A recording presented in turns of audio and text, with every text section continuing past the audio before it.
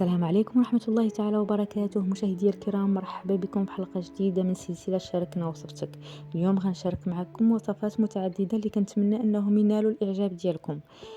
فضلا وليس امرا، هبطوا دابا زر صابوني وفعلوا الجرس باش توصلوا بكل ما هو جديد، وما تنساوش تكملوا الفيديو حتى الاخير وتشاركوه مع الاصحاب ديالكم والاحباب ديالكم، وما تنساوناش من جيم وكومونتير. اول حاجه غادي نبداو بها هي مسمن في الفران، مسمن تقليدي ديال الفلفله والبصله والشحمه.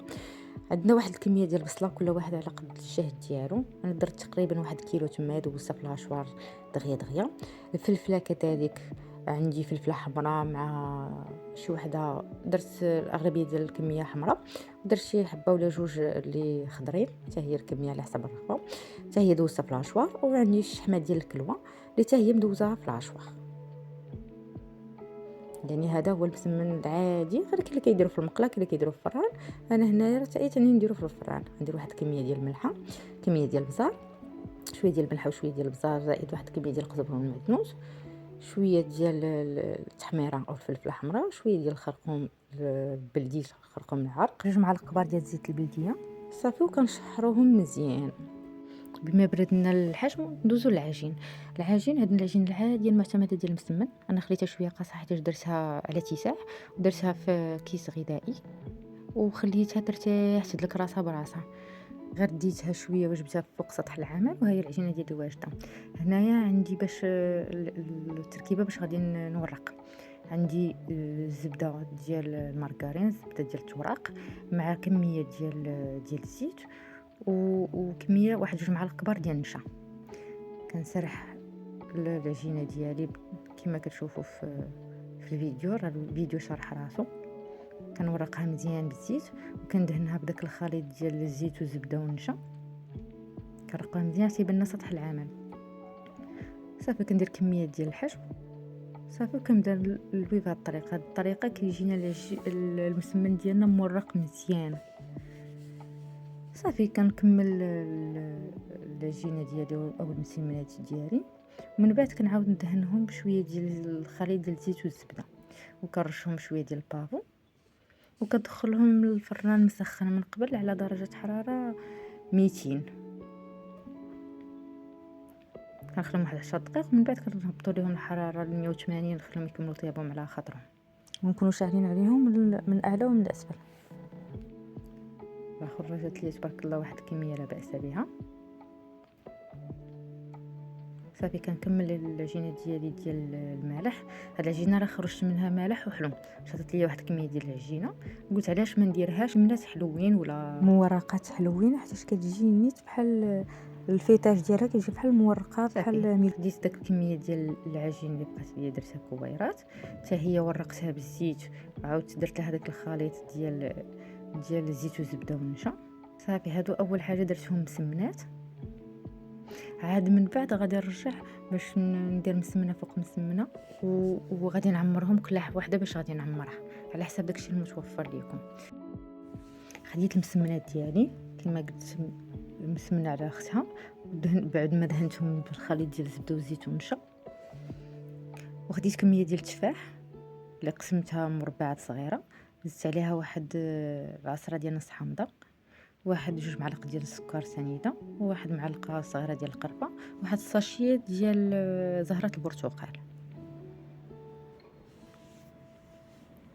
صافي كما كتشوفوا في الصور وفي الفيديو، خديت كميه ديال داك التفاح وحاولت نزوق شويه هذاك العجين ديالي وشكلته كما كتشوفوا. حطيته في اللاطه. كميه ثانيه حتى هي خديت مسمنه سرحتها شويه، المسمنه الثانيه زدتها فوق منها. هنا ما كنحاولوش نرقوا العجينه بزاف، ديجا العجينه مورقه مع داك الزبده غتدخل الفران، غادي تولي عندنا طبقات. صافي حتى هي درت ليها داك التفاح. عندي واحد الكميه ديال اللوز اللي مقلي ومهرمش، زدتو عليها. والكميه الثالثه غنديرها غير باللوز، غنزيد عليها شويه ديال السكر والقرفه. وها هما عندنا 3 المورقات بنكهات مختلفه. صافي غادي نديروهم في اللاطه، غادي ندهنوهم بخليط ديال صفر البيض مخفف مع شويه ديال الحليب، وندخلوهم للفران. هنا غندوزو باش نديرو الحريره ديالنا. عندنا واحد زلافه ديال الحمص، واحد 3 المعالق كبار ديال العدس، واحد كميه ديال قبطه ديال قزبر معدنوس، واحد قبطه ديال الكرافس. الا كانوا طريين كان احسن، انا كانوا عندي غير في الثلاجه يعني خدمتهم بداك الشكل.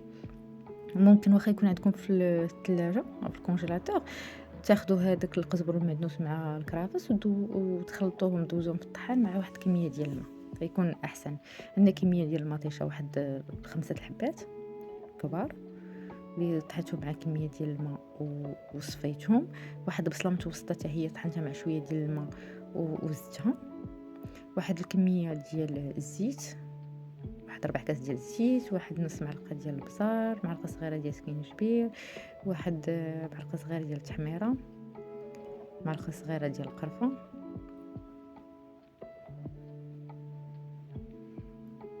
ونص معلقه صغيره ديال الخرقوم البلتي، معلقه صغيره ديال الملحه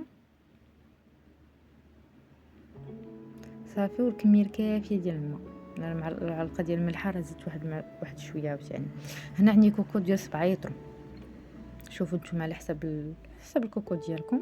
وكنعمر المزيان الماء حتى كيوصل لداك الجنب ديال الودينات. معلقه صغيره ديال السمن ونسد عليه ونخليه على نار متوسطه حتى كدوز تقريبا واحد 45 دقيقه بما طاب داك الحمص. هذه راه حريره اكسبريس وحريره اقتصاديه، كانوا شي طريفات ديال اللحم ولا شي حاجه، ولا باش كتحبوا تنكهوا هذيك الحريره ديالكم راه ممكن تزيدوهم في المرحله الاولى. هنايا كنخلط واحد الكميه ديال الدقيق والماء وداك القوام اللي شفتو، وكنزيدها على الحريره ديالها، وانا كنحرك ضروري بداك الملعقه الخشبيه ومن التحت باش ما يلصقش الخليط ديال الدقيق لتحت.